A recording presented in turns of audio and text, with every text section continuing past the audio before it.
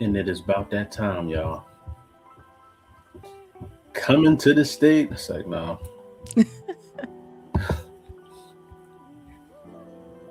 Let's let this intro play out real quick, man. Y'all Okay. listen to the smooth tunes of Alonzo Starr, y'all.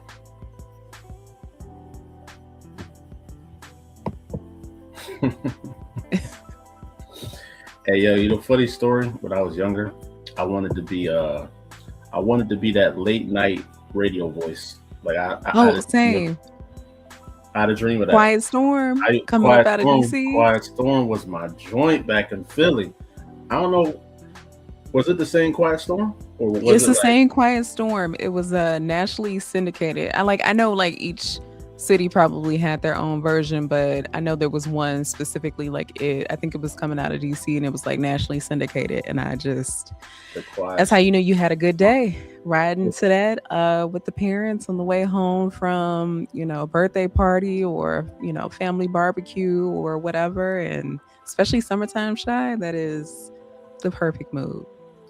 See, back when I was younger, I didn't really have a TV in my room, but I had that radio. So at nighttime, when Uh-huh. you just chilling, grooving, doing what you're doing, reading a comic or something, you Yeah. got that radio on, and once 10 o'clock hit, it's all Quiet Storm after that. You know It what I mean? was. It's Quiet Listening to Storm time. listen to stuff I probably had no business listening to, but The Quiet Storm was to lit, this day I though. still run it back. The Quiet Storm was lit though, because it played. Our radio used to play not just young people music. It played like Hmm. grown folk R&B and smooth Yeah. tunes.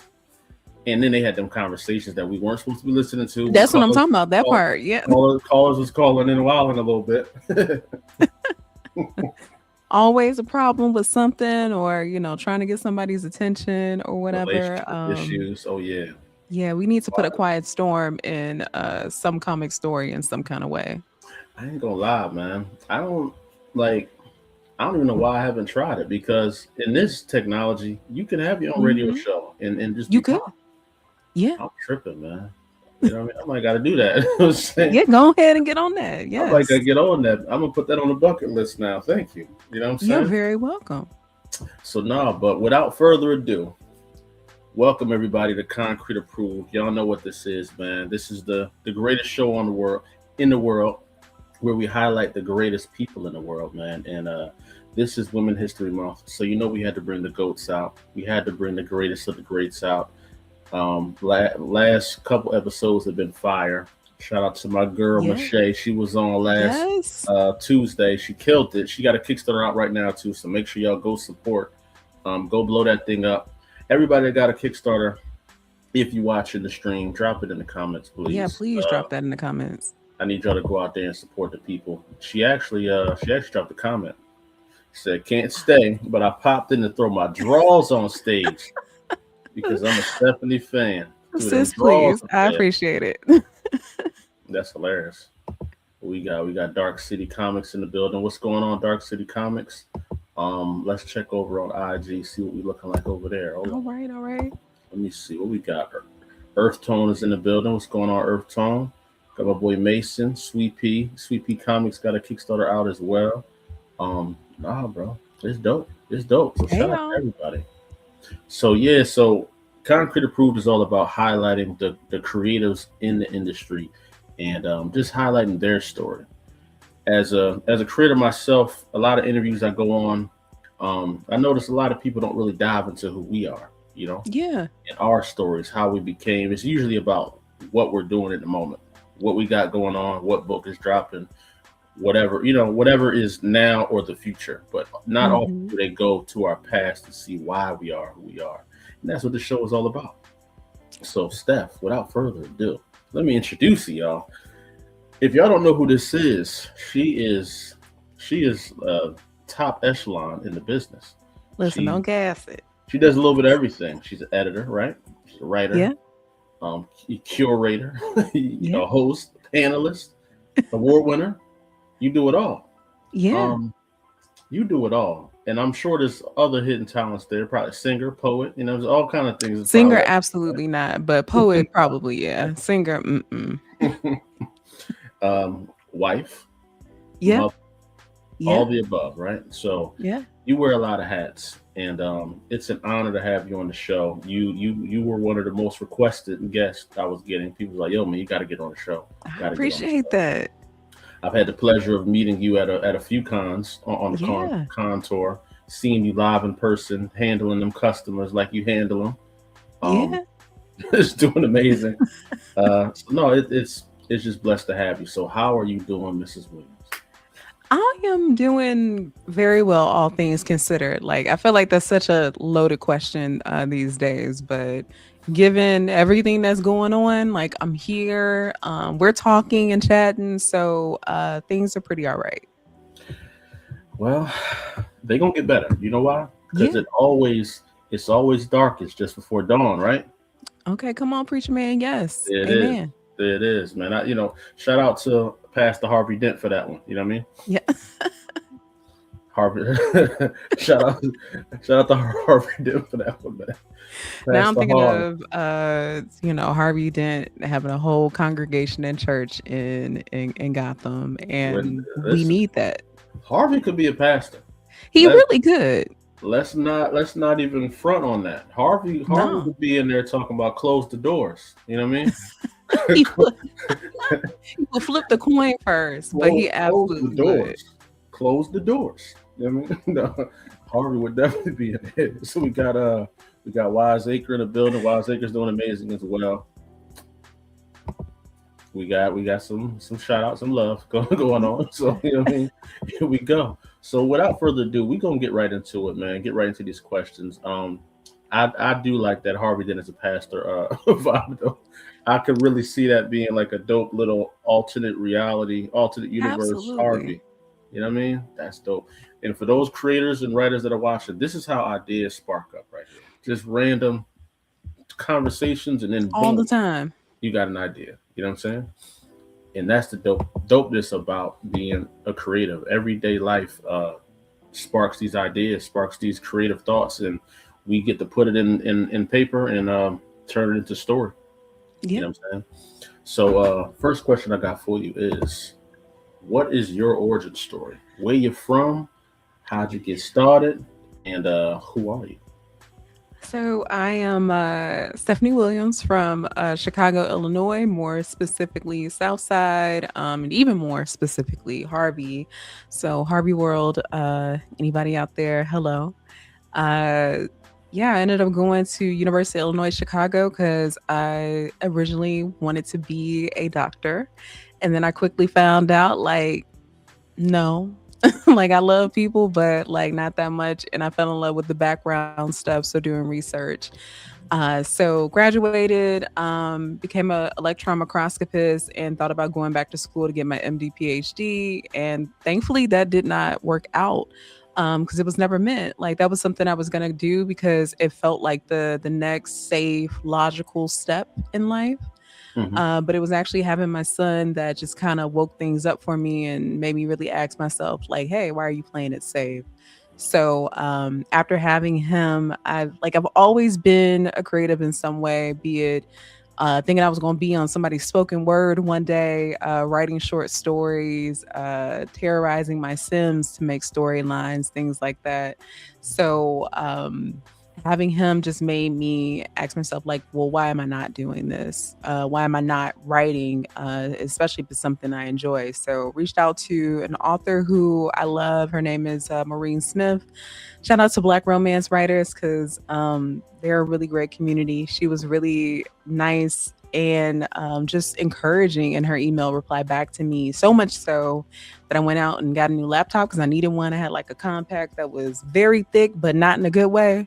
So went out and got a new laptop and started blogging, talking about my experiences in motherhood and just kind of how that related to some of the things that I enjoyed pop culture wise. So just thinking about like, Sarah Connor, Terminator, Ellen Ripley from Aliens, and just all these other moms in pop culture that, I can make some type of connection with. So that led to podcasting, and did this podcast called Missy Knight's Uninformed Afro. We took a academic approach to talking about Black women characters in comics because unless especially my like mainstream. If you ask somebody like, who's your favorite Black woman superhero, especially back in 2016, they probably would have answered Storm. And if you got lucky, maybe Catwoman, depending on what iteration, and maybe Vixen, but more than likely Storm. So there were a lot of characters that I want to highlight that was both indie and mainstream. So, just going through their history, which a lot of times, because they did not have their own books, reading all of this stuff and present it in a way that others could, one, be informed and also just know like these characters exist. So, got invited to the Kennedy Arts Center in 2018. I think that was the moment where I was like, oh, okay, so somebody else is taking this as seriously as I am. And once that podcast disbanded, I had a whole bunch of research for season 3. Someone suggested that I go ahead and pitch it to an editor at Sci-Fi Wire. And next thing I knew, I was getting paid for my very first piece, which was the evolution of Dora Milaje from comics to movies, because Black Panther had came out that year, 2018. And I just started writing regularly. So I'm still working as a research scientist. Sometimes I would be like writing articles in between experiments and different things like that, which was pretty cool. And I just really got good at honing my voice. Because again, 'cause I was like always talking about comic characters and kind of treating them as, real people. So that was like always my approach. And eventually, I kind of got tired of talking about stuff I enjoyed. And it got to the point where I was like, well, why am I not making the things that I want to see? So ended up picking up House of X, Powers of X. Jonathan Hickman scripts were in them, and I decided to teach myself how to script comics. Parenthood Activate came out of that in 2018. Shout out to Sarah Macklin, who's the artist on that. And then, but what if though? And then eventually, Living Heroes came. Oh, Okay. I don't know what just happened. Sorry about that. No, I it's have okay. I have no clue No, what you're that. good. So Living Heroes came, and that is like Living Single meets Marvel. And the Kickstarter, we launched that February 28th, I think, of 2020. So just before COVID kicked off, it ended up funding. And I think later that year, editor from Marvel reached out to me, which I was not expecting, and asked me if I wanted to write a 2-page story for Marvel Voices Legacy. And it has been history in the making since then. So that is the very condensed version of my origin story. You have the making of a super scientist in just There we go. regular hero fiction.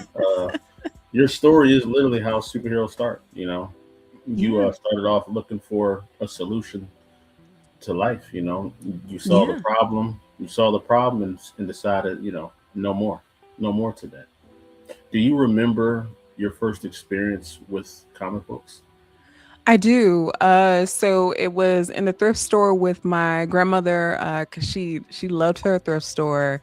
Because you can always just find stuff in there, especially older comics. And it was Avengers 361.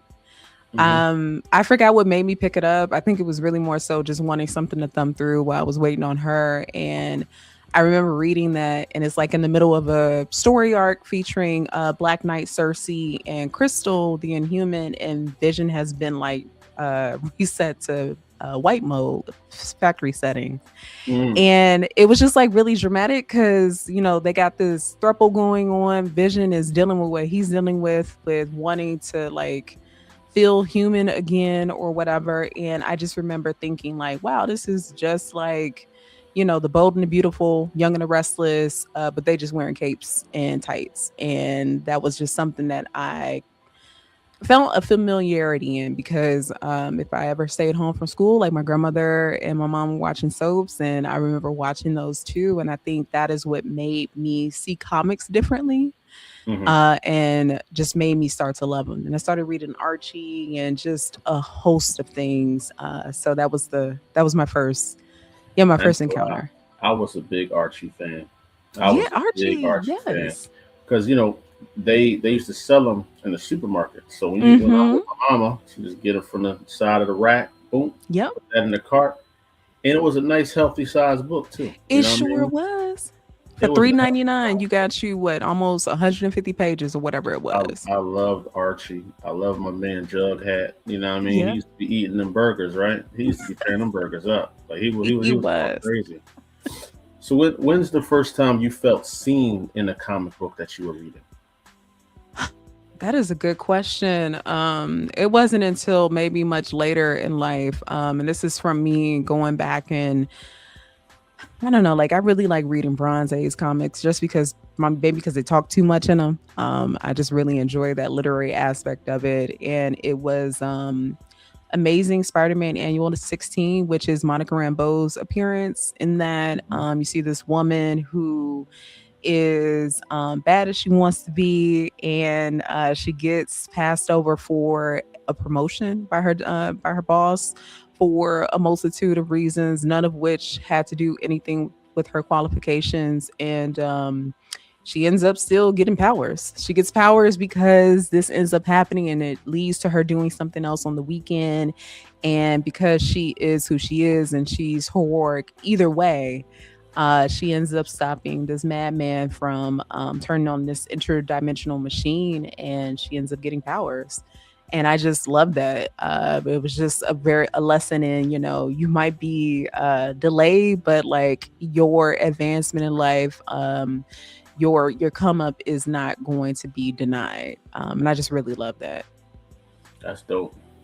I think for me, one of the first times I felt seen in just the genres that I loved was it was two basically. Hmm. It was it was it was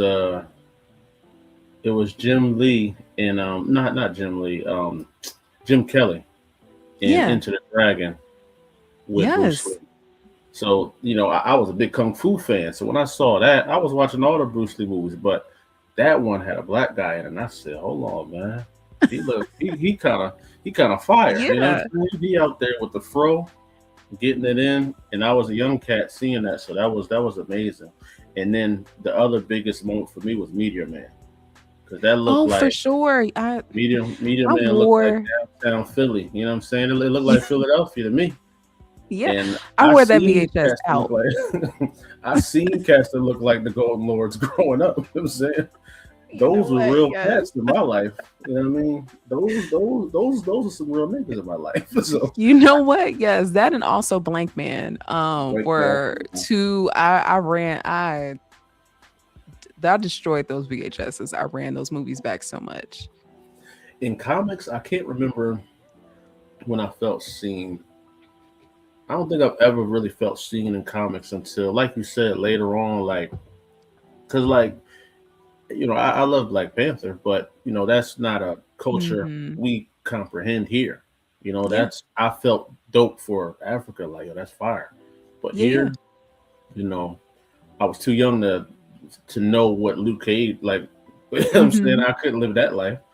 Um, there weren't really many kids. You know what? Static was one. yeah. Static. Yeah, As a kid, yeah. Static definitely made me feel like that. You know what I'm saying? Feeling seen in that world.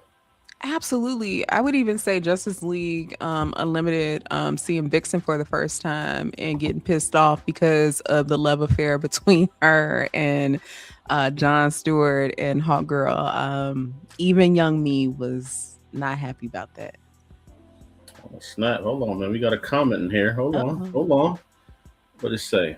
I love Concrete Comics and Stephanie Williams. It was so nice meeting you at BIPOC. Pop. Fun Yes. fact: Concrete Comics actually helped me create one of my first short comics, a Samurai Werewolf story. Hey, listen, I man. love that. I wish you would have told me that when I saw you at BIPOC, but that is wonderful to know. Like, come on, small world. That's fire, right? That's fire. What are they talking about? $50 billion fund was announced yesterday for Black creators. Hey, man, put that link in the chat, man. Yeah, put that in the You know what I chat. mean? Don't Now, do will I that. continue to create? Who knows? But I'll take 50 billion. I'll take a check. 50 billion. I'm buying an island. You know what I'm Right. saying? I'm all of us going over there, man. We just gonna chill. Yes. A But nice little writers and creators retreat. I love that.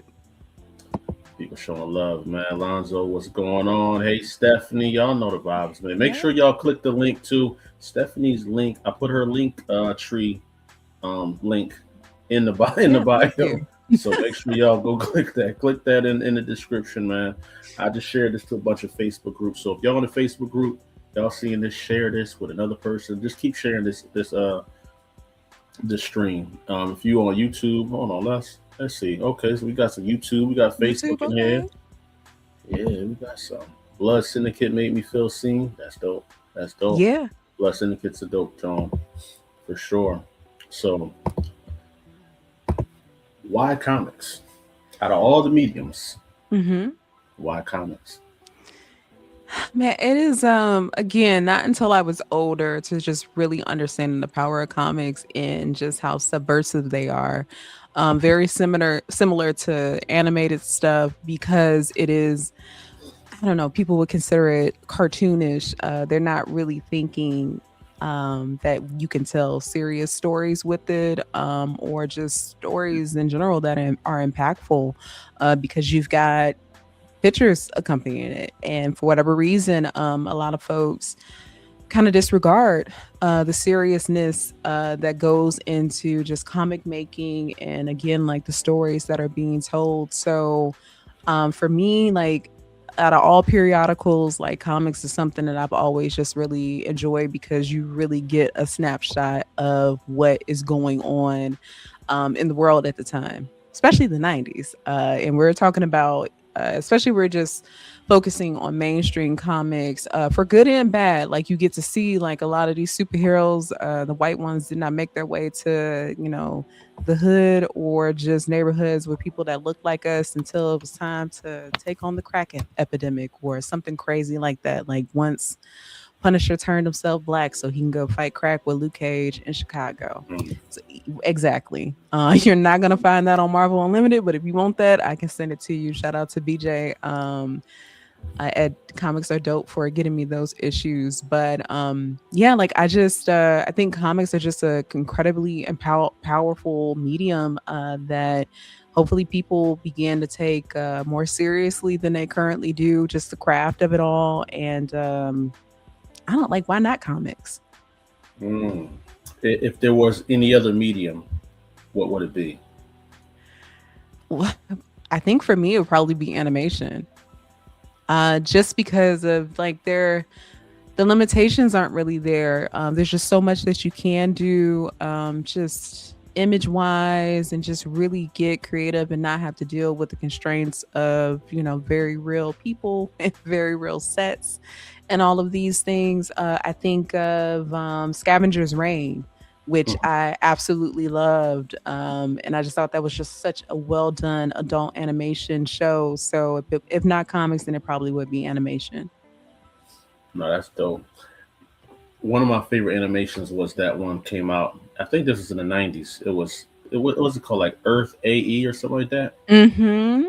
Yeah. Earth AE was fire, and it wasn't. Yes. And it's funny you say like a lot of people don't understand that comics are like for all mediums, but really for adults, because a lot Mm-hmm. of parents took their kids to see Earth AE, and that was not for kids. Yes.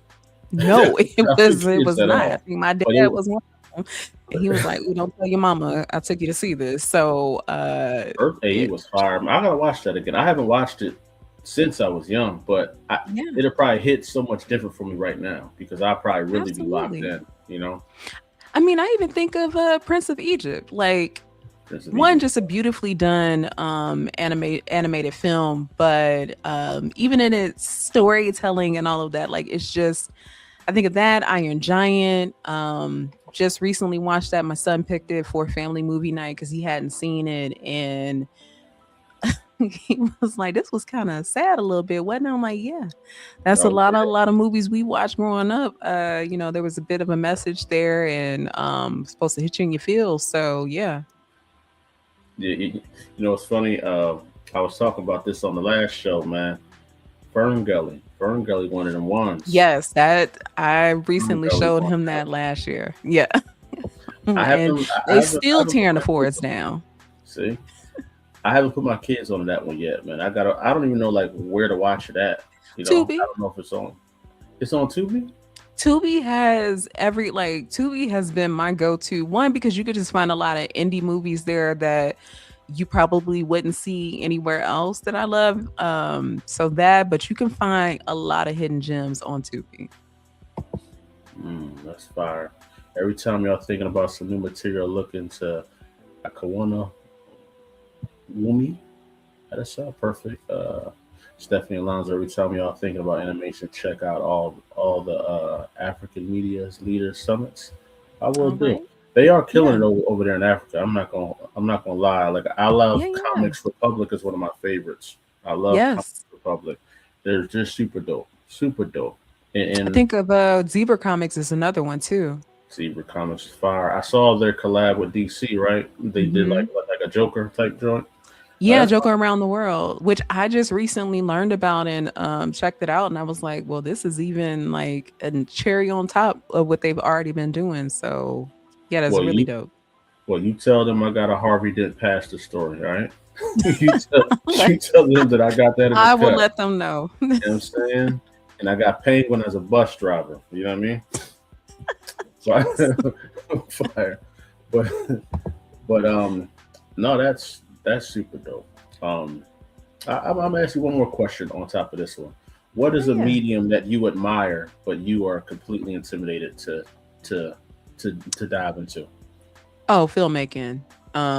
Just the director part of it because sure, like when you're scripting things, especially, scripting comics, you are essentially kind of putting on your director hat in a way when giving this information to your artist. But I just find it completely fascinating how directors are able to just like really execute their vision, get the best out of the actors, make the most out of the script, and then, put it all together. I know there's a team of people, but for the movies that we really enjoy and also like the directors that really have like when you see their film you know it's them because their vision is so clear, like a Ryan Coogler, Jordan Peele, even the Wayans family. I love them down. Who else? Hollywood Shuffle. Why am I blanking on my man's name? He also did Babs, but like I think of these directors and just the fact like he was a Meteor Man. He was Meteor Man. So I just think about them and like their vision and the way that they're just able to bring that to life. That is something that I am complete admiration of, but also that is not for me. Yeah, film is one of the ones where you don't get too many mistakes. You know what I'm saying? No. Like, Yeah, cause it's one, too costly. you don't get no mistakes, and you want them people's dollar. You know what I mean? Yeah. They're not playing. They're not playing with that dollar. So yeah, no, I can definitely agree with that because all the other mediums like music and comics, we kind of, you know, there's so many barriers to before you completely ruin everything. There's so many stages Right. that like you can stop at. Somebody can be like, "Hey, bro, we got to start over." But in film, Right. you done 3 months in, and then they like, "What is this? What is this?" You know what I'm saying? Project canceled. Project canceled. You ain't getting no more jobs, no callbacks. Actors ain't getting Right. no jobs. No, like so many careers get ruined from that bad movie, Yes. and that's scary. That's scary that man. I never thought about it like that. But Yeah. that's Yeah. scary. Yeah. You know what I'm saying? So let me ask you this: since you out here with the hella pen work, right? Yeah. What makes you different as a writer? Ooh. I don't That's a really great question. And I mean, I guess my I don't have a fear when it comes to dabbling in other genres. Robert Townsend, thank you so much, Dark City Comics. I was gonna go crazy. Mhm. But I don't have a fear when it comes to telling a story in any specific genre. I just love storytelling. So whatever that story calls for, I'm gonna figure it out. I'm not really sure if that is the research scientist in me, like wanting to ask a question. So, like, what is my thesis of this story? And, take my character on this journey and either answering it or getting more questions instead of answers. I just really love that. And I'm not afraid to learn and take critique. I feel like I have been able to be in this business as long as I have, which has not been that long. It's like 6 years now, but to not just be a flash in the pan because, when I am around folks who know what they're doing, or I see folks who have had success, even as yourself, like I pay attention to like what is being done and how I can apply that and internalize it and make it my own thing, and finding inspiration in that. So I am forever just like a sponge and just trying to get better and better every day. And also like impart that wisdom on other creatives as well. So hopefully, if I had a tough time at something, maybe they don't, because I learned something that I can let them know, or the path has been made a little bit easier to travel after I've come through. So I think those things. That's fire. Um, since we're talking about penmanship, right? Are you a fan of hip hop? Absolutely. Okay. So if the comic game was the rap game, and we're Hmm. judging lyricism, lyrical rappers, who would you be as a That's a writer? good question. Lupe Fiasco, probably. Ooh, Lupe, my guy. I Lupe, love my Lupe. guy. The Cool, one of my favorite albums of all time. Man, what a I listen to the Cool all between yeah, between that and food and liquor, I go back and forth. But the cool is just again like an example of just storytelling in hip hop in a way that I just appreciate, like in the same way that Slick Rick did it. And Lupe just did it so masterfully with the cool, from the start to time. finish. So you the Lupe of of comics, huh? Well, I didn't That's say all. If I that's had crazy. to That's crazy. if I had to like pick somebody, I would want to I would like to aspire to be a Lupe Fiasco. Lupe Fire, man. You know what I'm saying? Yeah, Like yeah. that's a heavy joint. I don't know who I would be. I don't know who I would be. I think I'm like a. I mean, I'm like a ludicrous maybe. I Um, would say Luda, or I would even I would even go Jay-Z. Just for the simple fact of the way that you've been able to maneuver and like what Concrete Comics is, and also providing opportunities for other creatives too. Jay has done that. So yeah, I would say Luda. I would even say somebody part of the TDE camp too. mm, I see, yeah.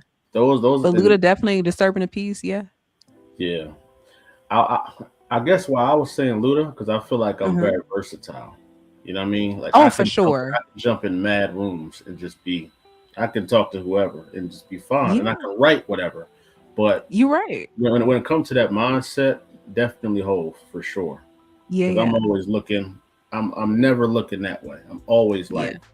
how do we keep going bigger and bigger and bigger, and staying humble at the same time. You know what I mean? So Absolutely. no, that's fire. Now I'm gonna ask a couple more creatives this question. I like this question. Okay. Like, who Yeah, would you? no, I like that one Mhm. too. Now I'm curious as to what other people are gonna say. I think that'd be dope. You know what?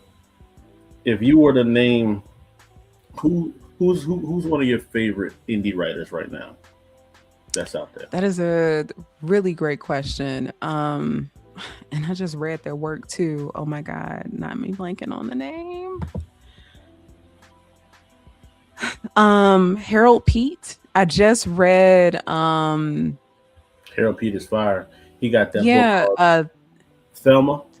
yes, that's what I just read. Mhm. So Harold, if you're watching this, I loved it. I haven't had a chance to tell you yet, but I loved it. Shout out to the comments. The comments got a little crazy. I They didn't got a read little that one before I crazy. put it up. I saw Yeah, a little slave there. I didn't know where I that was going, but I didn't read that one before. Y'all gotta relax. Okay, what is going on in the chat? Sheesh. Um.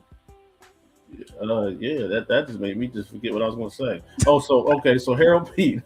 Harold, Harold Pete. Who would he be as a rapper based off what you read? ooh, oh For my some reason, God, I keep who's my seeing man's? Who are you seeing? I'm seeing somebody in the cloth with like a Talib Kweli and Common. I was gonna, yeah, because I was thinking like Slum Village, Mm, mhm. um, like Q-Tip in them, like something. So like, yeah, somewhere up in there. Exactly. I like that. I like that. I like that question. Tribe Called Quest, yeah, like yeah. I don't think no one's ever asked that question on the podcast, y'all. So I got to coin that, man. That's me right there. You know what I mean? So writer's block. How do you fix it? How do you I get through it? well, a couple ways. So sometimes I power through just because deadlines are what they are and they do not give a damn about writer's block. So I just power through, and especially if it's like a first draft, get that out the door and let my editor do their job, which is to help me see this story in a way that I'm just not seeing, because maybe I'm just stuck in this forest and I'm just not seeing things.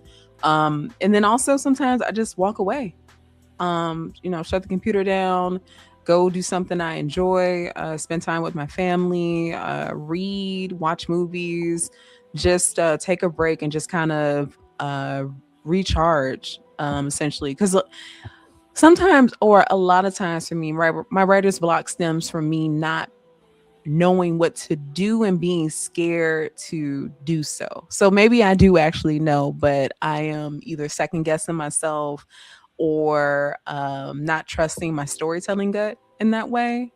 Mhm. So that's why I'll usually, take a step back and just give myself, a moment to just kind of think about things or think about something else, or pick up a book or a comic that I really love and just try to, pinpoint like what exactly in this is working, and how did the creative team get to this, and how can I think about my story in that way. What is the pressure like from when you're doing your own project, you know, Yeah.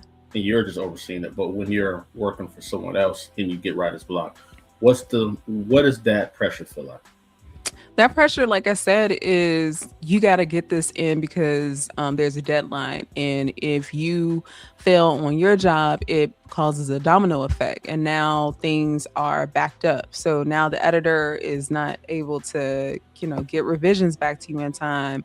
The artist does not get the script in time, which then leaves less time for them to draw stuff, the colorist to do what they need to do, the letterer, all these things. So the pressure is definitely there. That's why I had to like really get past sometimes the writer's block and just charge through. And if it's ugly, it's ugly. It's okay. It's a first draft. That's what it's supposed to be. No, that's a fact.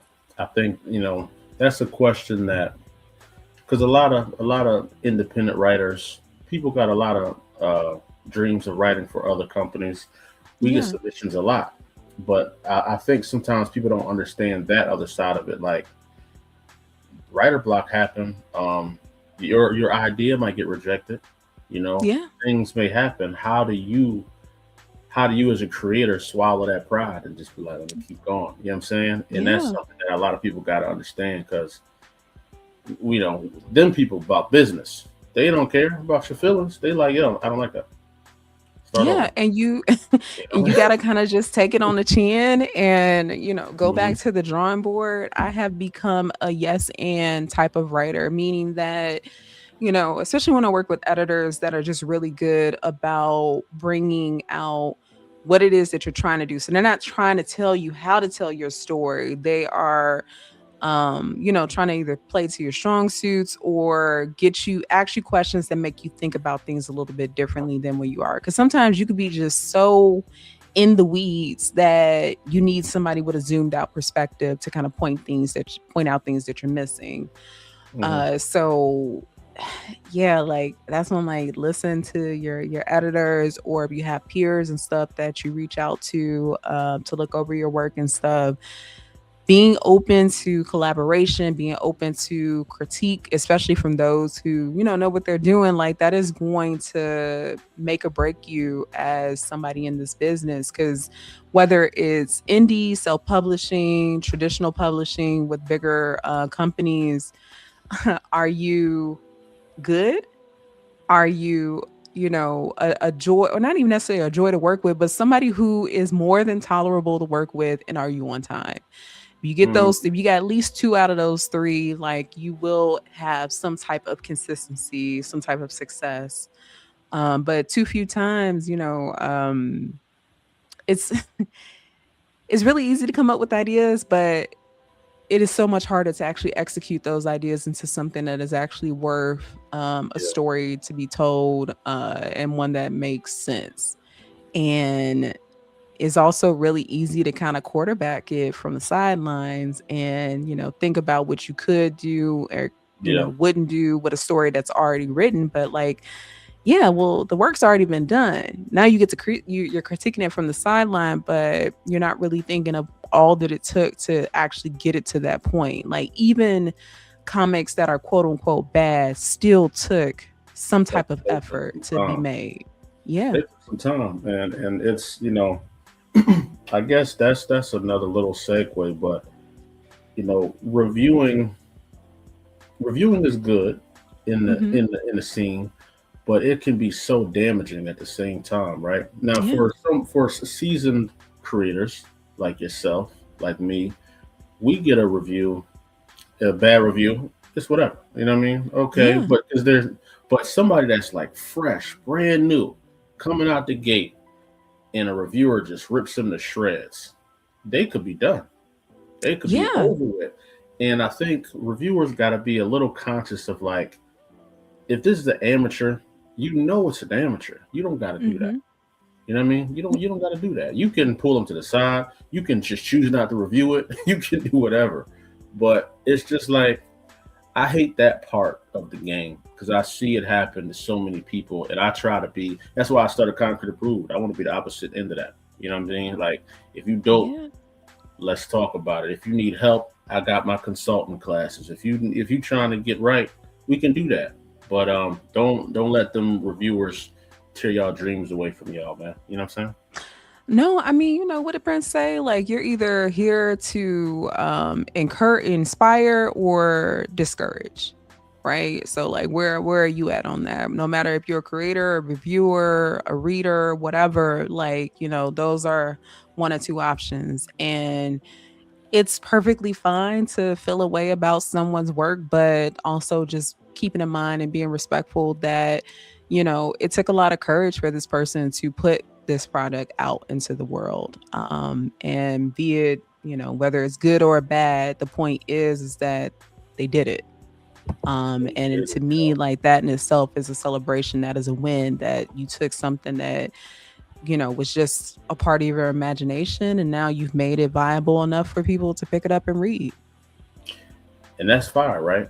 I love what you said. Hmm. Y'all made something, put it out there in the world. That right there is a win. You know how Yeah, hard it is to do that. You know how many people it's got hard. scripts. You know how many people got scripts, comics they sitting on that they just never let no one see. You know Yeah. how many rappers got songs they never let people hear. Most of the beats I sold were Hmm. beats that I thought were trash. I was Yeah. like, man, I ain't. That's it, man. I ain't even like. I played it by accident. Bull was like, "Yo, play that one back real quick." I was It's like, "Huh?" always a thing that you think is just Mhm. like whatever, and people are like, actually, no, that's fire. And I mean, that goes to show sometimes we are our own worst critic too. We are, we are. But the people that put stuff out have pushed past that Yeah. because Yes. I'm a critic. I rewrote Acolyte mad times before I dropped it. But Hmm. when I dropped it, and like you said, having a good team, a good editor, and stuff like that, you got the right people around you to be like, no, you're ready, go. That's Yeah. what you need, man. So I encourage everybody get an editor. You know what I mean? Somebody that you trust that is not looking to tell you their story through your story, but looking to enhance Hmm. your story through their skills, right? Absolutely. Yep. Because a good editor, a bad editor can A bad editor can make you wish that you never bothered to start writing. A pack you bad right on up. editor, yes, can kill your dream and your passion too. So be mindful of that. And I think that also just takes a level of discernment and understanding what is critique and then what is something else. And sometimes that's hard to distinguish between. But like when you get a good editor, like it is. it is undeniable. No, it is. It feels like peanut butter and jelly. Like it's Yeah, like it does. it's perfect, right? Like it Yeah. feels like you have somebody that's like truly understands what you're trying to do. And Hmm. like it's nothing better. And when the artist links up too, like when the artist is like, Oh, yo, like an artist is rocking with it when they start throwing in ideas like, yo, I think we should maybe add a yes. quote here or something. That's when you know that you in flow state right there. You know what That's I my mean? favorite thing is like an artist reading a script and like coming back and saying like, wow, I love this. And it just shows in the artwork that you get back. And like you said, Hmm. like they love it so much that they want to like creatively collaborate and think about the story in ways that maybe you haven't. Like that's one of my favorite things. And like going back to your question, why comics? Because it is a I don't comics are a community. And the stronger the community, sometimes the better the comic. So that community again could just be the entire creative team, or expand out to your readers and your reviewers and stuff like that. So if you want to Yeah. be in community, comics is the way. Comics is all about community, man. And shout out to the people that keep the community running, man. You know what I'm saying? Yeah, No cancers in the community, man. You know what I'm saying? yeah. Not allowed in here. So we do got a question for you in here. All right. When you're writing, do you see things visually almost like a movie, or are you more or less laying out groundwork for visuals focused on dialogue? So that's changed. Originally, when I started writing, I think I was trying to shape the visuals around the dialogue. Quickly learned that you're in for a not good time when you do that. So I try to lay the groundwork. So I'll like panel everything first and then go back through and like put in dialogue.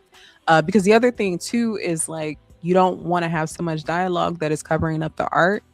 So if I can figure out like if I can try to visualize what the artist might draw versus what I've actually written and how much space is going to be within that panel that'll dictate my dialogue. And then sometimes you don't even need the dialogue because the art has done its job in effectively saying what needs to be said. So for me, it's visuals first and then dialogue later. Sometimes you have an idea of exactly what Yeah. you want to say, so you might put that down. But no, for me, Yeah. visuals first and dialogue.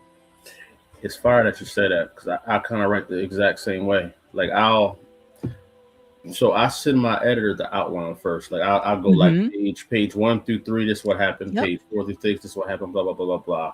And then I'll send the artist that too. So I kind of let him draw off the outline. And then Uh after huh. he starts sketching, when I look at the art, that's when the words come to me. So because like the Yeah. way he may draw somebody looking at a person, the tone is going to be different than how I would have originally Exactly. wrote it. So I write the tone when I see the pages, and Yeah. I've learned that marriages the dialogue and the art better than just writing out dialogue. Oh, for sure. I think so like the comic process, at least for me, I feel like I see my story differently in each process. So I see like when I'm outlining, that's one way. When I start scripting, I'm seeing it a little bit different. Like maybe I'm a lot more zoomed in. When the artwork comes in, like completely locked in, and now I'm seeing the story as I envision it in my mind, and of course that I feel differently. And like what needs to be said also changes too, to your point. And then when it comes to like going through and doing like the lettering pass, so like before the script goes to the letterer, and like comparing what I actually have in the script and what's actually been drawn, and trying to figure out, like you said, like, Hmm. okay, well, originally I thought that the two characters would be facing each other, or maybe this facial expression is given something else. So this dialogue is not going to hit the way that I thought it would. So I just need to tweak it so that it does. Yeah. I say like as a comic writer, like you're never done writing your comic until it is like in someone's hand, like it has been printed Hmm. and it is off. There's been a few times like either indie stuff or at the bigger publishers where I've had like 2 or 3 rounds of lettering passes to just, get the dialogue correct and the sound effects and all that type stuff. So like you're never done writing a comic until it's been Yeah, printed. and that's true. The only dialogue I do write is like it may be a page where I know somebody's about to drop some bars. Mm-hmm. You know what I mean? So I'll write that out like this person Yeah. going in with the bars. But everything else is flow state. I let the artist kind of paint his picture. I Yeah. love giving artists like freedom like that too. Like when I first started, I thought, I was writing, it's this person standing to the left and he's holding the door handle with his Yeah. right. I was writing every detail, and the artist was drawing that, but you could tell he wasn't It in kind of flow felt like state. constricted. Exactly. So Yeah. I like to let them flow, and then I like the flow because that's similar how I make music. I don't I can't just write lyrics. The music Yeah. got to speak to me because then that what sets my tone. And I learned in writing comics is the same way. The tone, Mm-hmm. I'll know the tone, and if the artist captures it, then I'm right in there. But Yeah. there are instances where I had to change things. Even when I'm lettering somebody else's comic, sometimes I may see a tone different than they might have seen, and Mm-hmm. I'll let them know like, "Yo, I think you should give this person dialogue right here, or take this dialogue, move it here." It's Yeah. so many things that happen in a comic book that people don't see that determines how the story is going Mm-hmm. to flow, and that's Yeah. the I mean, you got to be that's open to what makes it pivoting. fun. Yeah. And changes. And again, like, the whole kill your darlings thing is not just relegated to actually, writing off a character. It is, getting rid of a panel maybe because there's really no reason for it, or dialogue, or just a bunch of stuff, and just being open to change in whatever is going to make that story the best story that it can be. Don't be afraid to cut stuff out, creators. All right, that's one Yeah, thing. Don't don't. be married to nothing. Don't be No. married to nothing because there's things that you need in the story, and then there's things that you want. Mm-hmm. The want don't match with the need. The want gotta go. Yeah. You know what I'm saying? I don't care how cool his suit looks standing on that roof. You know what I mean? it Yeah, don't like if you need. don't need that scene, you just gotta cut it. Yeah, yeah. You know what I mean? It can be used for promo, but you know what I mean? Yeah. It is what it is, right? So, I got another question for you. Uh-huh. Black women in nerd spaces, the good and the bad. What's that been like? um You I'll know, start with the good first because that's the shortest. So sheesh. that is finding other Black women nerds to be in community with, and just geeking out with them over stuff. It's just always so funny to me. I know this because I just know that Black women nerds come in all shapes, sizes, and shades or whatever. But it's always funny to me when someone else realizes that, oh, this Black woman is into anime or is into comics. Just like, well, yeah, like you can't judge a book by its cover. The bad I've turned into good. So that has been like, it's always somebody that's going to test you on your knowledge on something. And for me, because that a research aspect, I just love reading a lot. So I often know stuff that maybe people don't think that I know. The constant having to prove yourself, and Mhm. also just this constant like, well, what is your worth? And I'm not a fan of that. I'm not a fan of the ego measuring and all of these things because, like, there's space for everybody. They're telling you a lie, telling you that there isn't a lot of space. Like, I hate that. Um, and then, unfortunately, sometimes the crabs in the barrel mentality. I even hate saying that, but unfortunately, like that does exist. But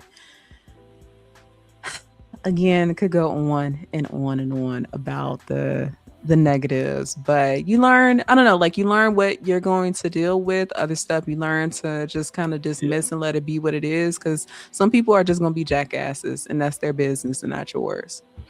no, that's for sure. And it sucks that it happens. You know what I'm saying? And it Yeah. happens more than people know, especially in the con circuit. I'll ask you this though: over the years of you conventioning, Yeah. how much has it grown? Like, how much has the space gotten better, more inclusive, felt more like there's a community here, especially for you Yeah. know. I would say that that is improving. There could still be some changes here and there. There have been times where I haven't necessarily, I don't want to say I'm like the only black woman there, but in the pro space, because at conventions they like to divvy up sections, and it ends up being like what they consider comic pro and then indie space. But to me, like, everybody's making comics, so everybody should just be mixed in. Hmm. Whatever, I think that would be good for both indie and pros. But that's why maybe I should be doing a convention one day, like putting one. But it's improved. Like, I do my due diligence to walk around and see who's there and introduce myself, support, pick up folks' comics and stuff like that. Because also, you never know. Like, you just, why you should not judge a book by its cover. Like, you just never know who you might meet, and why it's not good to try to big time anybody, because so and so whose cousin is here selling stickers and prints. I don't know, like, their cousin might be, they might have an in at Paramount or something like that, or know an editor somewhere. And I'm not saying that you should be talking to people in hopes that it's going to result in something bigger, but my point is to treat everybody with a level of respect and kindness, because you just don't know. That's a But fact. I've seen more black women in the space, so that's always gonna make me happy. It's funny. I remember every face of the people that tried to big time me when I was like just starting. I I knew every I one have a of them. little list. Yeah. And now, unbeknownst to them, some of them be up in them DMs, like, trying to get Hmm. opportunity, and I'm sitting like Thanos, like, I'm a but Gemini, so I'm making note. I might not say nothing at the time, but I am making a note so that when I go on my world tour to blast you when you wrong me, I oh have yeah, a long list of a few, instances. So a I few get it. people, a few people stunning on young Lonzo, man, just trying to get information on the game, and Yeah. but I needed that, so Yeah. You it know worked. what? Yes. It worked out in his favor because it made me be like, oh, okay, say less, Yeah. say less. Um, we do got some comments in here, and shout out to everybody on the stream. Hey, if you are on the YouTube, please hit that subscribe button. We gonna be Yes. doing a Concrete Approved every week. I'm on a mission right now to just spread this love right here. So let's see who we got here, man. We got Cap Live said, very informative stream. I want to get into writing comics, and y'all dropping gems make me want to take a leap and start. Hey, brother, Yeah. Go ahead and do that. do that. I am a living testament of that. Yes. I just said, why not? And I Yes. jumped in it, but I think I jumped in it the right way. I wasn't like, I was a student. You know what I mean? Yeah. I jumped in as a student, as a young Padawan. I learned the ways of the Jedi, and now I got a whole fleet of Padawan, and I'm Yeah. I'm just I'm keeping the Jedi Nation going. But the community, the Black indie community, is very loving.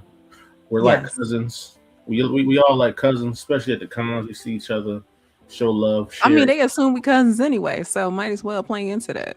as well. And it's we're still outnumbered heavily in the cons. So Hmm. when we see each other, it's always love, man. But that's definitely dope, Cap. Definitely get up out there. We got, man. My man Meech said, hit that like button, smash that for sure. Go ahead. Love Stephanie's work, as you should, Mr. Bronson. Thank you, Mr. Bronson. Hopefully, we can work it together soon on something. Appreciate that. That's dope. It's a working process, artists. Oh yeah, for sure, Yeah. for sure. Shout out to the comments, man. They going in, ain't they?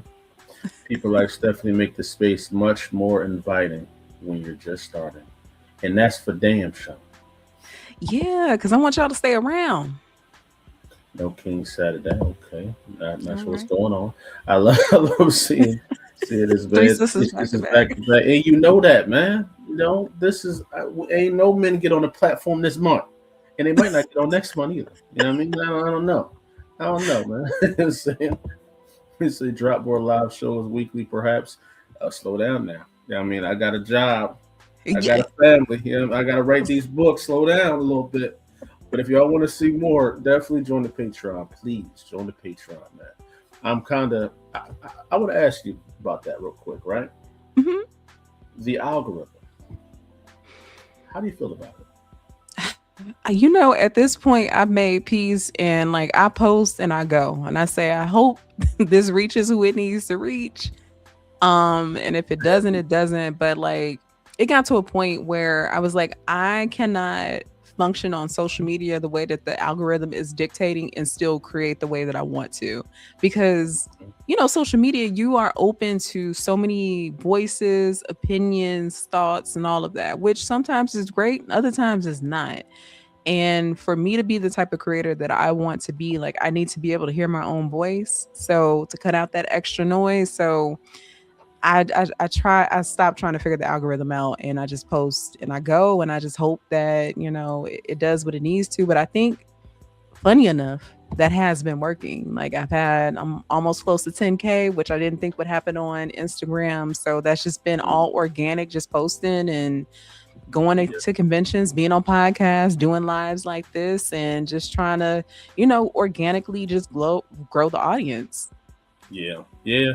The algorithm has what they say. I was watching something. It said, 2020 was the algorithm wanted to see what people were doing. Like, Mm-hmm. what were you doing? The algorithm now is no longer about what you're doing. It's about what I'm trying to become.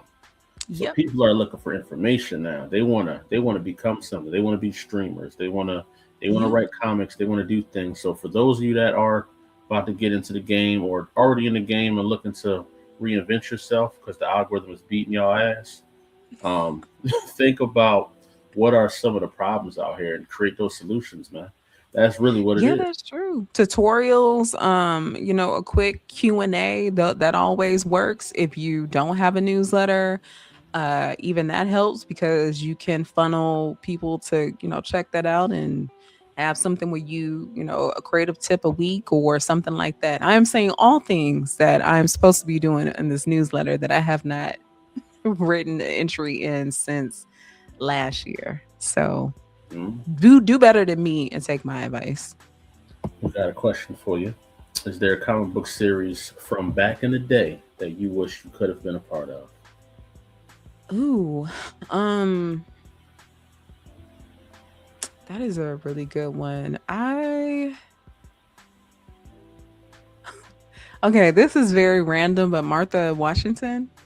I don't know if anybody remembers Martha that. I think Washington? that was out of Image Comics. I don't know, it wasn't Grant Morrison that wrote that. I think it was wow, why am I Frank Miller? I feel like that was a Frank Miller comic, but again, that was something that I read like much later in life. And I remember reading it, and there were things I was like, "Oof, it really could have benefited from having a black woman a part of this." But there were also other things that were a part of that comic series that I did appreciate. So I think it would probably be Martha Washington. What do you say? She's from Chicago. All right. Hmm. And now I gotta go find it. See, that's dope. That's dope. See, I love educating the stream because I just learned something from that. I'm not the It's biggest. crazy. I know I'm one of them comic readers that read exactly what I was trying to read. I didn't Yeah, stray too far, like outside of the heroes I liked until I got older. I yeah, started trying different things. But yeah, back then I was like, just that yeah. I right there. mean, That hey, was it. same. And then I just kind of same way like when I'm reading novels and stuff like that, sometimes I'll just branch off or I'll see something and I like the cover and I'm like, well, let me go ahead and check it out. I see a new question. Got another question for you. All right. So when getting licensed work with DC, Marvel, IDW, do you get to pitch which characters you want to write, or does the company give you options and assign? So it depends. A lot of times it is them reaching out and saying, "Hey, would you be interested in pitching something for either this IP, this character, or like this event?" Very rarely do you actually get a chance to you're asked to pitch a character that you want to write. But I've been learning that closed mouths don't get fed, and that's not always the case. Like, it doesn't hurt you to be vocal about who you would like to write and what you would like to do. In fact, like, I probably wouldn't have gotten Street Sharks if that wasn't the case. Like, editors know, just different stuff that I'm interested in, and like that open doors. So it's always good to let the people that know that you're working with like your other interests. Sometimes that will bring you the things that you actually want to do. But quite recently, I just started either cold pitching editors or, I'm in a meeting for something else and saying, hey, by the way, if an opportunity comes, I do have a pitch for so and so. In fact, I just did something for Legendary Comics, working on the Monarch Legacy of Monsters tie-in comic anthology. And when I met with that editor for that, did it and everything. And then I also mentioned the other stuff that I like that Legendary produces. And lo and Hmm. behold, after turning that script in like a month or two later, I got an email saying, hey, didn't you say you was interested in this? And I said, I sure was. And now I got to, you know, pitch something and write for something that, I really loved and I guess would be kind of like a cold pitch scenario, but now it's not cold anymore. It's like, what do you want to do? It ain't cold no It's a more. lot of ways to kind of Yeah. like, I get like we're making art and there is kind of like this, like you said, flow state to it. And oftentimes that is great and wonderful. And it's something I like to ascribe to. But you also got to be like very business minded in some Hmm. aspects. And that is like for yourself, whether it's marketing yourself, your book, strategically picking what conventions you go to and the reasons why you go to them. Is it to, expand your audience, maybe get access to publishers at other, places, editors and stuff like that. When you are at these bigger places, again, like letting editors know what else you're interested in outside of what you're working on and just kind of getting to know them as people and them getting to know you. um like comics is not unique in its bullshit at all. And if you worked in another industry, be it retail, medical field or just whatever, you will see like the similarities and the game, the way that you have to play the game in that is the same way you got to play the game here. The players are just different. So just being, just cognizant and not just happy to be here, but making sure that you are looking out for yourself and your best interests and, making sure that you pay your bills. Gotta pay them bills. Yeah. You dropped some fire gems for a lot of up and coming writers and creators, and even seasoned writers as well. Because that's a world that a lot of people dream of to be in, to be able to get Yeah. called to write a character, no matter what it is. And to me, you saying that, to me, that's very intimidating because it's easy to write for what you want to write for, but Mm-hmm. you get a call for like if somebody be like, "Yo, I need you to write," I'm saying, "I need you to write Plastic Man" or something. I'll be like, "I don't." I would, and that's funny. I would, I would be like more than ready for that. But you're right. It is scary because, like My Little Pony, for instance, that wasn't an IP that I was familiar with outside of, what was on TV. So I think it was like Friendship is Magic. Hmm. And my kid was watching it. But I didn't know anything else about the ponies, and I especially didn't know about the new generation of ponies. But I knew that, well, one, I'm not going to pass up writing My Little Pony. That's insane. And then two, because it was with IDW, I knew if I showed up and did the best job that I could do, then hopefully that would encourage them to circle back to me for something else. And something else did happen. Star Trek, Street Sharks, and some other stuff that I'm working on with them currently. Star But that's Trek. I knew you because, would say Star Trek. yeah. Yeah, Sheesh. Star Trek. And I love Star Trek. Like that's the thing Mm. that I'm really passionate about. And I grew to love the ponies, but because I didn't shy away and I didn't say, "Oh, that's not my vibe, that's not my speed." Yeah. I'm a writer for hire. So a part of that to me is like being a mercenary and figuring out what the job needs and getting a job done. And that's dope that you say that because it's like sometimes you got to do things to open up the doors. Now, when I say do things, don't get No, crazy, not guys. Don't get crazy. Yes. crazy, right? We're talking about like some opportunities are testers. They're just testers. They want to Yes. see like, yeah, if I get rid of this, she gonna knock it out the park, regardless Hmm. if she want to do it or not. Does she? This comic needs to be written, and we want her to do it. And now she put her heart and soul into it. She was timely. She's professional. She's pleasant to work with. Now, when they got other opportunities, you gonna be on the list to be I'm like, telling you, what do we throw it to like that? You know what I mean? I cannot stress that enough. And just is just speaking from experience, like that is why I've been able to work so consistently because of that. It has been, showing up even or like, somebody drops out last minute for a thing. And because I can be, fairly quick, editor knowing that because they work with me on another thing and I was really quick about that, that I can come in and pitch it for somebody.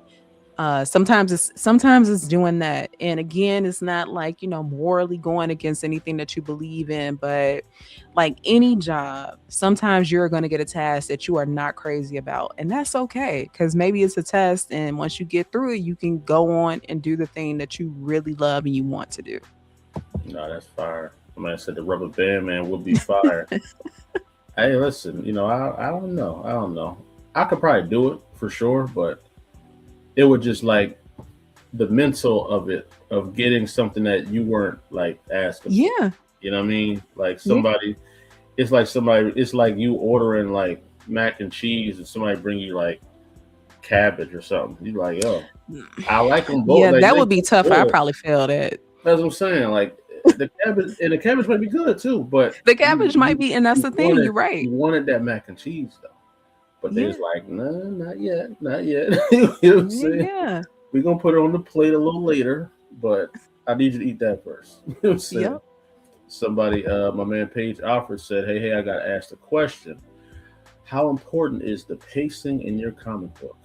I say that's Man, everything. That's that's everything. everything. That is why I outline the way that I do, or I've grown to outline the way that I do. So now my outline process is literally telling damn near a short story in the outline. So if it's a one shot, there you have it. If it is a series, then I'm essentially writing a short story for each of those issues. One, because if I'm of course working with editors, like I want them to see the broad strokes. And then because I've put everything out, like I can get more granular and pay attention. Cause that's the other thing about comics that I love, the challenge of trying to fit a story into a limited amount of space and to Mm. do so in a way that still tells a story. Like that's not that's not easy. Like page economy in comics is something that's really important. You're always solving for X, thinking of like the page turns. That's another reason why pacing is something that I'm always thinking of. And I don't mean page turn as in like on your odd page, that last panel.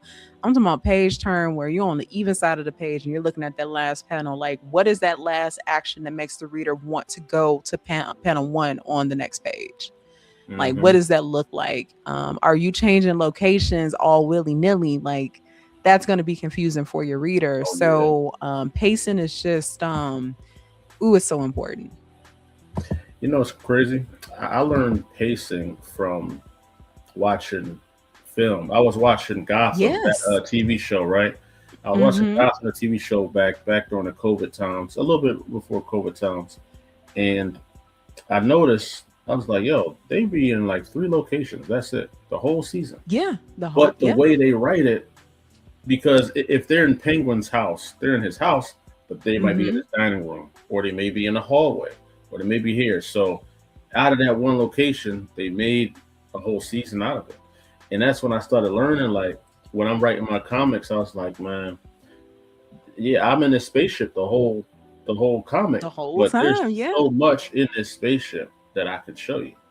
And Yeah. just spacing out and world building and things like that. So like I love what you're saying about that. And pacing turn pages, I write for the turn pages. That's what I write for. Yes. I want you to be reading this to those pages and you're like, let me see, and then you're like, oh, you know what I mean? Yes. That's what I want.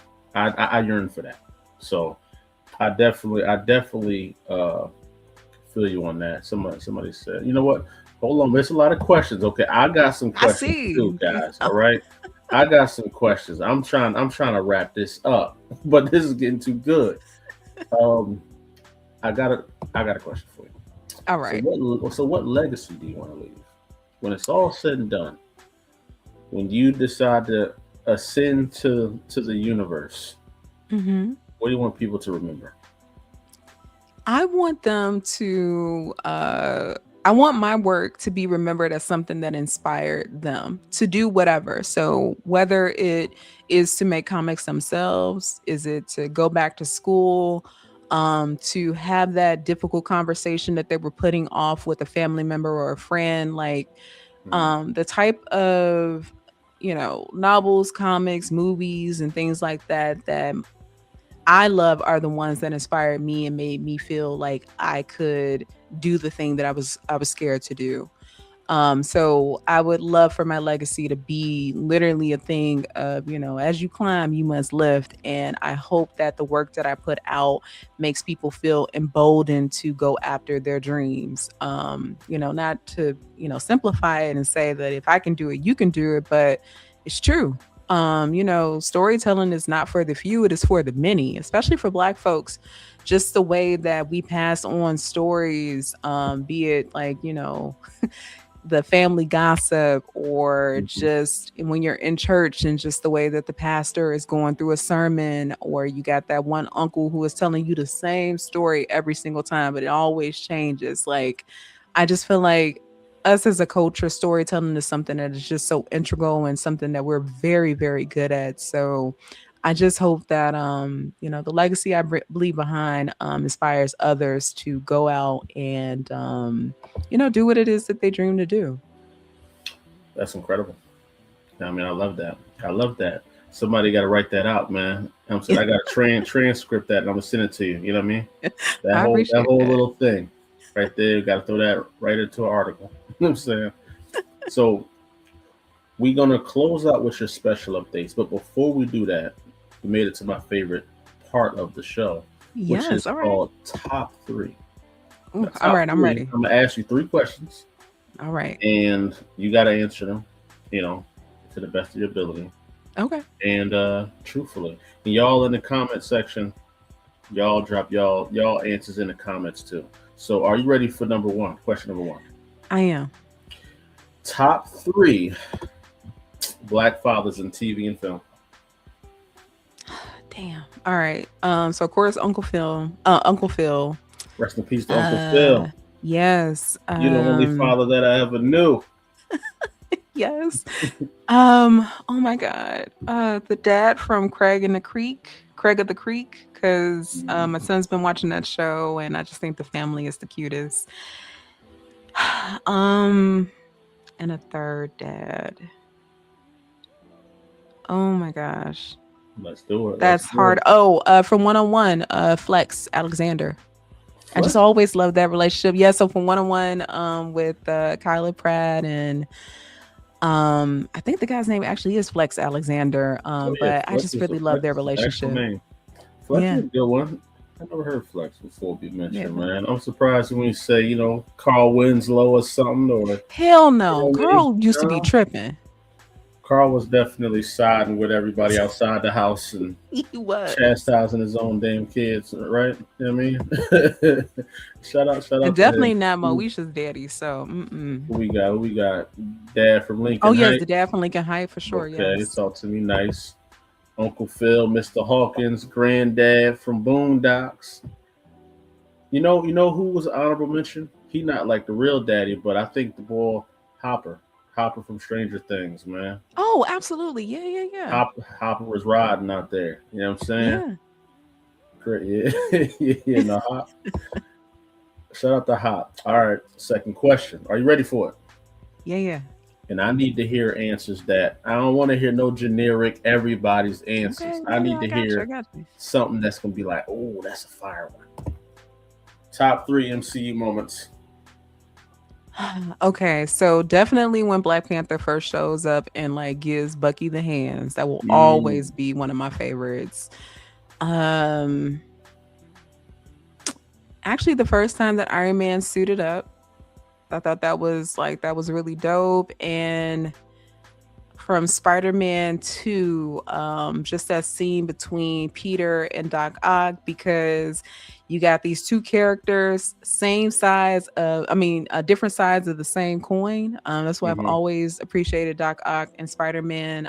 So that's in that final battle. But those would be my three. Now, very unserious top three, and I guess that didn't count for MCU, but whatever. There's only so many of those I've seen. But outside of that, I gotta go OG Fantastic Four, not the '94 one, but the one that Jessica Alba and all them are in. Hmm.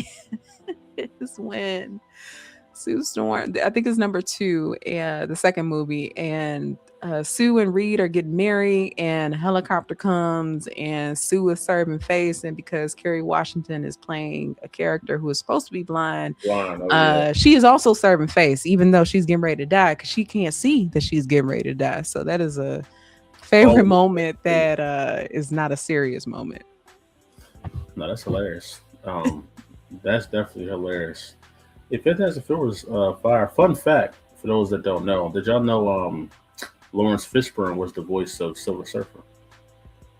No, I did not know that. And I watched that movie more times than I care to admit. Yeah. I'm probably Lawrence gonna run it back Fishburne. just because of that. Yeah. He was the voice in it. I didn't know it until I saw the fact, and I was like, "What?" Yeah. But then, Nah. when I remember his voice, I said, "Okay, No, like that's that's on point. fire. Yeah. That's fire." Okay, so the last one right here. Are you ready for this one? Yeah, This yeah. might be a little tough. Might be a little tough. Okay. Top three songs that represent you. Ooh, man, this is probably gonna be pretty current. But Rochelle Jordan's Broken Steel, love that song. I mean, yeah, love that song. Number two would be Doechii Alter Ego. Love that song, especially the Precious remix. And number three would probably be Don Richards in Flying Lotus, and the song is called Let Me Cook. Mm, So those are you my know what? top three right now that I would say would describe me. A lot of those songs made me feel like I'm completely out of touch. You know that? Yes. You know what I'm See, saying? like I'm just completely gone. I said, "Damn, man, I'm an OG now, huh?" I don't know none of them joints. I listen to a lot of DJ mixes, and because of that, I love some house music. But because of that, like that is how I'm listening and hearing new stuff. And I'm like, oh, that was kind of fire. Let me go find this artist. Some of the honorable mentions we got in the chat. John Witherspoon from Friday, just Oh, like for my sure. dad. He John was would a be good on my pops nerves, but for yes. sure. He said, "Put the gun down, Craig. Put it down." We got Fred Fred G. Stan. Stanford, yeah. Yeah, no, that's fire. MCU moments. We got Black Panther meets Killmonger. Fire. Buffy Mm-hmm. Faithful and Worthy Cat. I got Yeah. you. Luke Cage meeting Method Man. That was a Yeah. sweet spot for me, for sure. Um, yeah, no, that's fire. What it say? Oh, T'Challa and Killmonger on the cliff. Final Oh moments. yeah, a little Lion King moment. Yes. Bury me, bury me with the ancestors.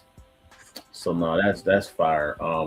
So let's close out with your special updates, man. Things that you got going on, things that you can only reveal here on Concrete Approved. You know what I'm saying? Like this is the only All place right. that the news is gonna come out. You know. The only th- oh right. So this weekend on Saturday, I'm going to be a Read Freely Fest in Columbia, South Carolina. That's put on by the Richmond Library. And then like a few days after that, I'm flying up to Chicago. Very excited about that because I get to go home for a quick visit. But I will be at Blurred's Underground on April 1st from 12 to 3 signing. So come on out to LaGrange, come on out to the West Side. If anybody wants to bring me a Vice Lord burger, I would definitely appreciate That's that. And it is fire. basically Euro meat on a hamburger bun, but and it's got some other stuff. But that, and then later that day, Anthony Fowler Jr. and I are doing something at the Harold Washington Center. It's a library event put on by Chicago Public Libraries, and we're talking about Star Trek. We're talking about the Lieutenant Uhura one shot that just came out last month.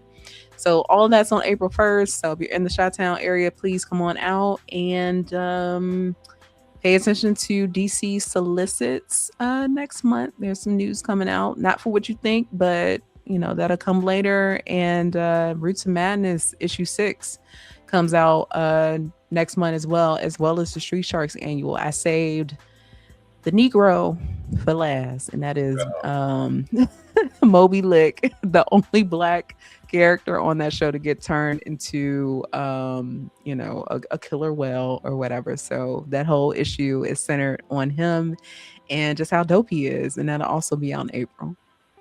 That is fire, y'all. Those updates are definitely hmm, so much going on. I don't know how you do it. I don't know how you do I don't everything. know how I do it either. You know what? I have a really amazing support system. My husband is extremely supportive, and like I try not to travel that much because I don't want to get fussed at by my son. But I know the house is being held down, and I really appreciate that. I also love that when I come home, the place has been cleaned. So I get to come Mm. home to a brand new spanking clean house, clean sheets on the bed, all that. So shout out to him for just providing a space where I can get things done. Cause he's a creative himself, so he understands.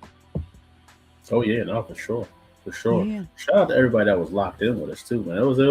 a great Thank crowd y'all. tonight. You know what I'm saying? It was a great crowd tonight. Very, Yeah. very dope. Minus the one or two Mine is the one that I'm very ridiculous. curious as to what that comment was, but all right. Uh, Slave play, I think it was. I don't know. I I have think not seen that. yeah, So it was out of I don't know. pocket. It Shout out to was. YouTube. It came from YouTube, so you never know what Oh, type you what is type what type of always out of entities pocket. are out there. So You know, what I mean, it's some entities on that platform. You know what I'm saying? That yes. that are just born for violence.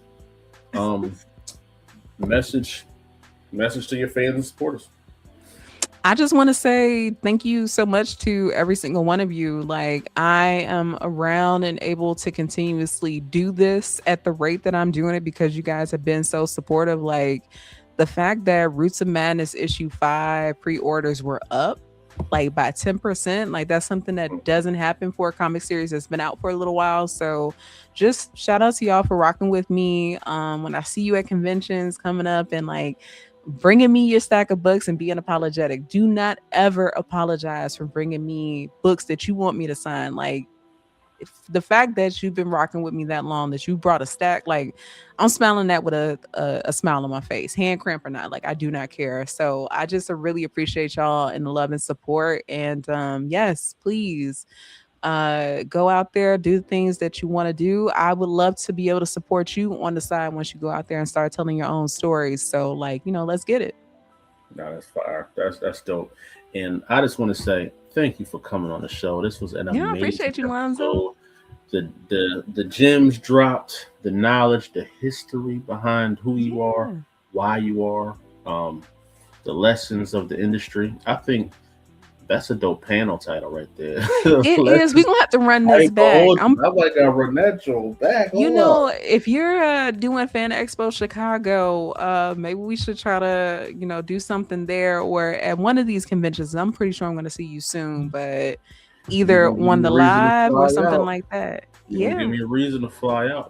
I actually yeah, want to get into paneling. I realize that's the one you area should. I haven't really dove into like that, but I definitely want to Yeah, host some panels. So I think I'm gonna start applying to just do panels and just pull up. You know please what I mean? do. Because I think these conversations got to be had. People got to hear, especially from us. They got to hear. Yes. You know what I mean? Yes, as real as it can be, and just letting y'all know like what it is, what it's not, and what you can do. Don't let these people make you feel like this is like some gated community or something like that. It's comics. It's not the National Treasury. Like, you're good. Come through, do Mhm. do what you need to do. Do not let these people discourage you. Like I said, storytelling is for the many, not the few. So whatever it is that we can do to help encourage and just put you up on game so that you don't have to deal with, hopefully, things that are unsavory. Like, we can't prevent everything, but if anything, we could just help you, try to figure out how to like mitigate that and how to handle it. Yeah, because there's so many conversations that we could be having about Yeah. just every genre, from writing to promoting to just Hmm. existing in the industry. So much, man. So we definitely gonna have to chat about doing some things for sure. Yeah, But please. no, thank you for being on the show and just spreading your light and your love to the community and to the industry. And you are officially concrete approved.